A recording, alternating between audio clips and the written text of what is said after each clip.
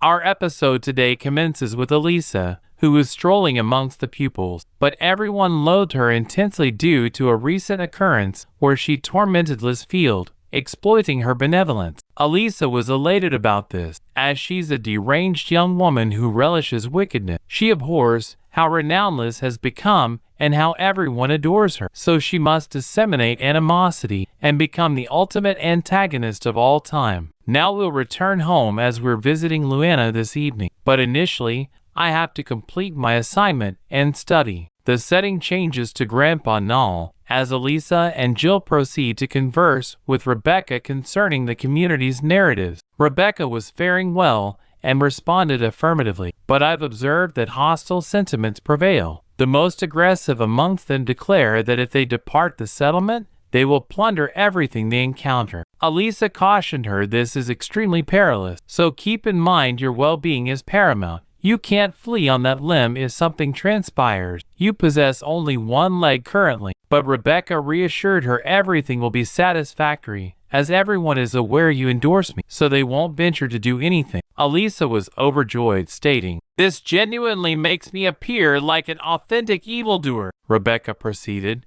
"I've discerned, Alisa, that everyone in the hamlet was conceived here, so they've all presumed that alteration is unattainable and have capitulated to actuality. But someone who would typically have perished is still living, and that individual is now initiating something that makes them trust modification might be feasible. I don't desire to halt the metamorphosis, so I must proceed with my expedition and amass accounts. If alteration arrives, it will arrive through the townspeople themselves. As it stated, God does not alter the status of a populace until they alter what is within themselves. If you wish to commence, initiate with yourself and your kin." Alisa responded that Liz's sway is very potent, and owing to her, public intrigue in the village has escalated, but she appended, "We haven't yet attained the appropriate juncture to undertake any precise maneuver." Grandpa Noel counseled them to be forbearing, as alteration doesn't transpire instantaneously. Then Rebecca made a solicitation to Alisa, clarifying that the villagers desire some harvest, believing that the external realm has numerous diverse varieties. "Can you impart some with us?" Alisa declined, stating, "I'm a scoundrel, and I don't perform benevolent acts for anyone." Jill murmured to Rebecca, attempted to bargain with her. "She's a lunatic lass." The scene transitions to the estate where Alisa was traveling to. Luana and her sibling Henry perceived, remarking, "You're undertaking an excessive amount." She was astonished to see he was unaccompanied and that their sibling Alan wasn't with him. Henry informed her, "I've grown aloof from Alan despite being so intimate. Once we enrolled in the academy, we perpetually discussed. What do you contemplate is the primary rationale why Alisa detests Liz and aspires to become the ultimate villain? Option 1. She's envious of Liz's renown and how everyone cherishes. 2. And desires to be the polar opposite, even if it signifies disseminating malevolence." Then Liz stated, "I'm autonomous, so it's acceptable if my sibling, Alan, and I don't contemplate identically. This provided me with an immense morale elevation and made me sense I could construct the entire planet." She recollected that in the dialogue between her and Liz, she had pondered what Liz uttered was accurate, but everyone declared she was merely initiating a quarrel. She was conversing with her twin sibling at the time,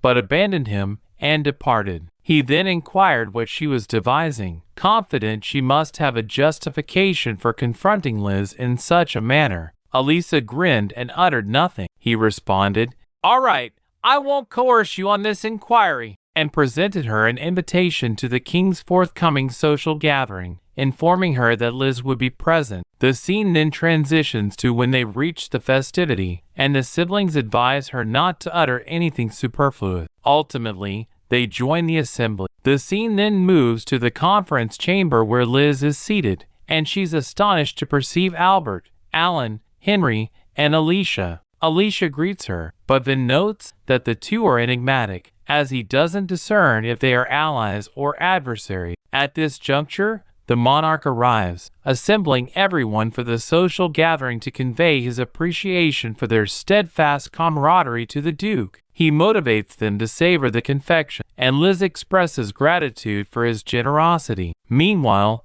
Alisa experiences jealousy towards Liz for sitting nearer to the monarch, grinning so radiantly. She tells herself she requires a superior ranking in the saint as an assessment to unlock the genuine conclusion, but has perpetually struggled to comprehend the perfect heroine's responses, making it challenging to triumph. Then we hear Liz informing the monarch that everything is occurring as it did in the amusement. All the characters who could be vanquished are also present here. Alisa continues to contemplate to herself that if her siblings commence to despise her, it's like the occurrences in the amusement. Only Henry conducts himself a bit diversely, while Jill and Eric exhibit their aversion towards her. Vin and Curtis act as they do in the amusement, maintaining a courteous detachment from both Liz and her. The one who conducts himself most peculiarly, however, is the Duke, who only grins at the heroine in the amusement. The monarch speaks to her,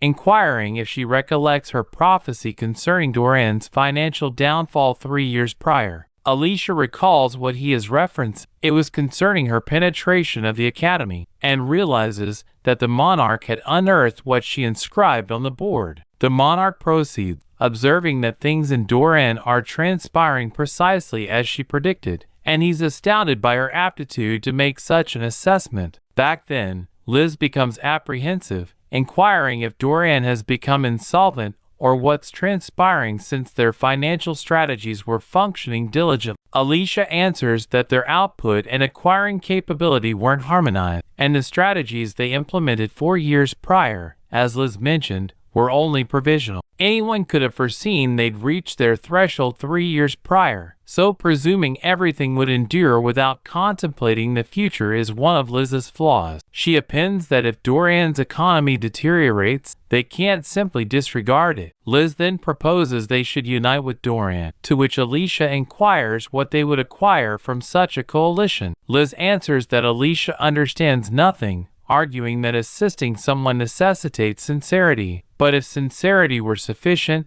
Doran wouldn't be insolvent. Jill is irritated by Alicia's intonation, sensing she perpetually contradicts Liz. Alisa disregards this, proceeding with her assertion concerning Doran's debilitated status. She contemplates they should make Doran a subordinate state, and everyone comprehends she signifies an intrusion. Alisa elaborates that what their realm needs to be wary of now isn't the diminutive state of Doran, but rather Laval, a larger nation with an intricate association with them. They won't acquire much from occupying Doran, but could forfeit significantly if Laval seizes it. Eric concurs, mentioning that his father's stated anxieties are escalating near their frontiers with Laval. Liz inquires about the populace of Doran's sentiment. Alisa informs her that yearning for the felicity of a neighboring country is imprudent if it jeopardizes their own. If Liz genuinely wishes to assist, she should utilize her intellect, as Doran doesn't necessitate provisional assistance from another country, but rather internal financial recuperation. For instance, they could generate revenues by exporting their regional specialty. Liz continues, mentioning that Doran is recognized for its potatoes, though they're not the identical variety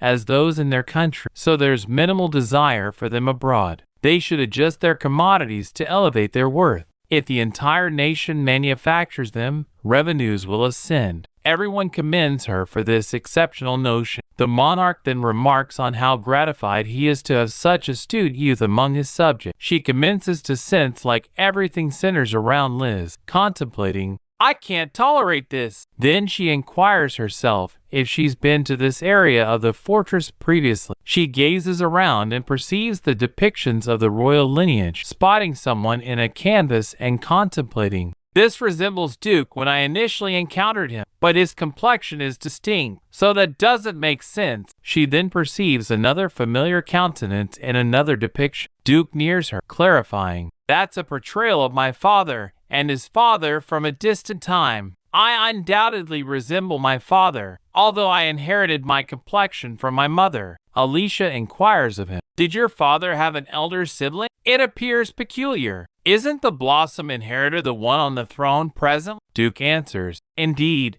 that's not something I can readily discuss. Allow me to accompany you to the departure. Alisa then inquires of, "Do you favor remaining with Liz? You're presumably here to ensure I don't instigate any difficulty." He responds, "No, you're simply disoriented. The departure is in that course." Alisa is surprised at Duke's handling of her, contemplating. In the amusement, Duke only grins at the heroine, but this doesn't sense like a counterfeit grin. The scene then transitions to the subsequent morn where Alisa is seen practice. Jill comments, "I don't comprehend how you accomplish this every morn." Henry draws near, inquiring of Jill, "Are you initially from Luana? In the Garden of Blossoms, you and Al appeared peculiarly connected to Luana, so I presumed as much." Henry then adds, "You're fearful of everyone except for Ollie. It's evident on your countenance. She's evolving into your susceptibility. If you desire to remain with her, conceal your sentiments, otherwise you'll provoke my sister Aina's because she loathes her fiercely. It's preferable if someone astute is nearby to regulate her." Alisa then unites with them, stating, "I don't detest Liz. I can't disclose my observation undertaking because my aspiration is to be a villain, and I won't obstruct someone as flawless and prominent as Liz. It makes me content." Henry chuckles, stating, "No one informed me my younger sister could be so amusing. You should have declared this earlier. If you desired to impede someone, Liz is a flawless objective. If this were a fantasy narrative, she'd be the heroine, exceptional in every manner." Jill then speculates, could it be linked to sorcery? Alisa appears to turn everything in her favor. It appears unnatural. Henry responds, "Do you believe she's controlling my psyche? That's nearly unachievable. While there's sorcery that can momentarily control others' psyche, sorcery that can perpetually sway them is unrealistic." Alisa states, "Even I don't comprehend all categories of sorcery, but maybe it's inscribed in some incantation manual. I haven't perused all the incantations inscribed in the archaic dialect." Henry inquires, "So you believe it could be sorcery?" She answers, "She's not precisely my preference, but any lass who flatters others would be favored." Jill apologetically states, "Did I utter something I shouldn't have?" Alisa answers, "It's acceptable. Don't fret concerning it." As they stroll, Alisa commences contemplating to herself, "Even I can't entirely trust Liz is genuinely manipulative. Her naive outward demeanor corresponds with the player's portrayal flawlessly. It's only natural for individuals to appreciate a charming lass like her. But how well does she correspond with the heroine in the amusement? I'm far more dissimilar from my amusement character than anyone else. I propelled Liz as if she were a pivotal character only to reveal her dearth of aptitude and perceive her removed. I desired to be a more formidable villain, so I refined my capabilities to this degree." Henry and Alan were perpetually together in the amusement, and Duke was presumed to be amiable toward the heroine. Even Luana's name only surfaced in passing. This is the amusement's realm, but so many aspects are distinct. Abruptly, Jill yells, gripping her by the arm, stating, "Alisa, flee swiftly," but someone materializes behind her and assaults her on the head. Alisa awakens in a shadowy, dusty repository. She attempts to liberate herself but can't, and she's stunned. Villains were never abducted in the amusement. Then her abductors materialize, and she perceives Jill severely harmed. Alisa experiences heartbreak perceiving him in such a condition, gazing at her abductors with an expression of intense fury.